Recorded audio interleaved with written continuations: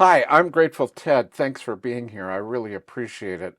The weather still leaves a little bit to be desired, so I'm doing something a little different today. This is something I've been putting the pieces together bit by bit over the past few months. I wanted to wait to finish it, but I having something for you guys to see is more important to me than anything else. So we're doing this one this week. So what I want to do is I want to talk about those music reactions that are all over YouTube. They're very interesting, and I want to give you my observations about them. And in the description section down below, I'm going to leave links to the reactors that I tend to watch. And we really have to begin things by talking about rap. Now, I'm going to be talking about it from someone who's outside that generation, but I'm also talking about rap from someone who is outside that culture. It comes from a completely different culture. So please remember these are my own observation, and I could be entirely wrong based on my own ignorance. I don't think rap is actually music. Do I think it's art? Absolutely. But I see it as urban beat poetry because there's not a lot of melodic lines in there. There's very little, if any, chord changes. And so I look at it from that perspective. That being said, there was a time in the late 90s, early 2000s, where for 3 years in a row, rap was designated the most influential music genre. And there were spin-offs such as hip hop. As a result, YouTube is a younger person's genre, and most of these, in fact, all of these reactors that I watch are much younger than me. And so they tend to be rap oriented, although there is a channel that's a couple of metalheads that I watch too. Many of these people from the rap generation, the rap culture, are discovering the music from the 60s and 70s, and it's totally wonderful to see how this music impacts them.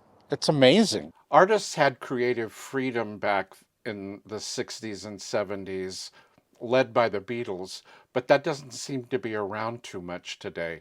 And again, I could be wrong, but that's how it feels. One of the things that I hear them say quite a bit is today's pop music sounds all the same now that they've compared it to what was going on back then.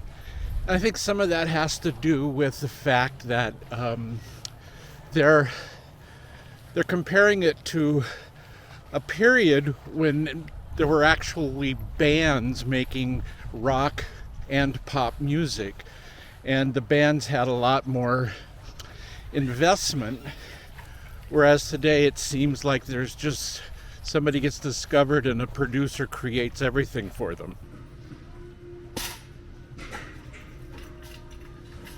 They all seem to be amazed that there's so many bands playing their own music. They listen to these songs and interpret the lyrics based on their reality rather than the reality that was going on at the time that the song was originally released. Sometimes what they can't get is what was going on at the time the song came out, especially if it's about the civil rights movement or if it's about the Vietnam War. They have a different interpretation of the song because they weren't there when it was happening. Back in the old days, in the 60s and 70s, people were really clued into music and musicians. They were not just people who played music, they were cultural icons and they guided the culture. There's a line in a Billy Joel song, The Piano Man. And they sit at the bar and put bread in my jar and they had no idea, the reactors had no idea that bread was money. And they couldn't figure out why they were putting money in the jar when he's saying bread. That's how different things are today. One thing that I hear them say is they're listening to the music and they're saying, they're watching what's going on and they're saying, They didn't sing for the note, they sang for the emotion. So if you listen to them, they sort of have this attitude that today's music ain't got the same soul. They like that old time rock and roll. One of the things that's most amazing for me is they have no concept of who a particular artist is.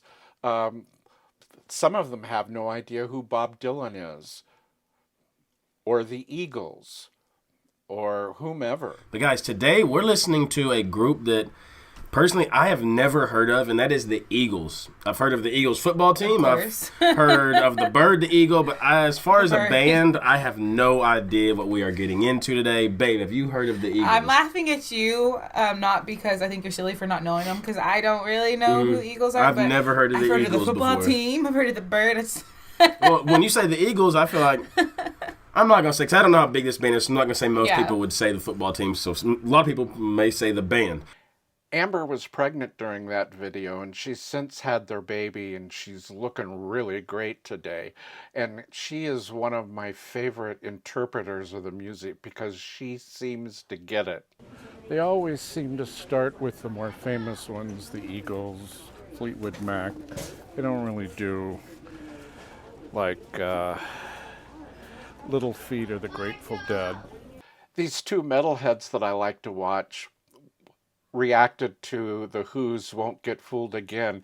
And one of the super fun things for me, it gave me a big belly laugh, was Roger Daltrey screams in the first lead, and they think it's a really great scream. But in my opinion, the second scream is the single best scream in all of rock and roll in that song.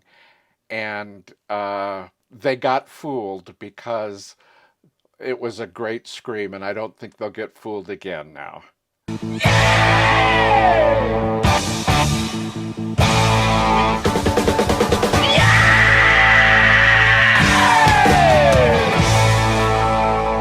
We were lucky to see rock legends in their prime, and now we're slowly saying farewell to them. One of the interesting things about watching these reactions is not only are these folks discovering some great music, but I've discovered a couple of great performances. I hope to discover more. And I've rediscovered music I wasn't that big on back then. I wasn't very big on Creedence Clearwater Revival, but watching the reactions, I get back into that music, and I like it now. Also, one of the advantages for me is I see performances that I hadn't seen before. One of the songs that tends to get a lot of reaction is Dire Straits' Sultan of Swing, live from Alchemy album, and it's a phenomenal performance. I can watch it over and over again. Another one is Etta James' I'd Rather Go Blind, done live by Joe Bonamassa and Beth Hart. It's phenomenal.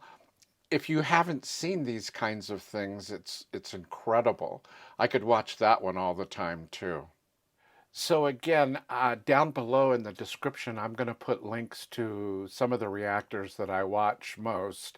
And if you watch these kinds of things, tell us in the comments down below and let us know who they are so we can go find and look at your favorite reactor. Or if you haven't paid much attention to the YouTube music reactions, give it a shot, see what you think, okay? Now we're on the road again next week, finally, huh? So it'll be fun. I hope you're there. Follow us around. And if you've made it this far, give yourself a pat on the back because you deserve it, all right? And we'll see you next week.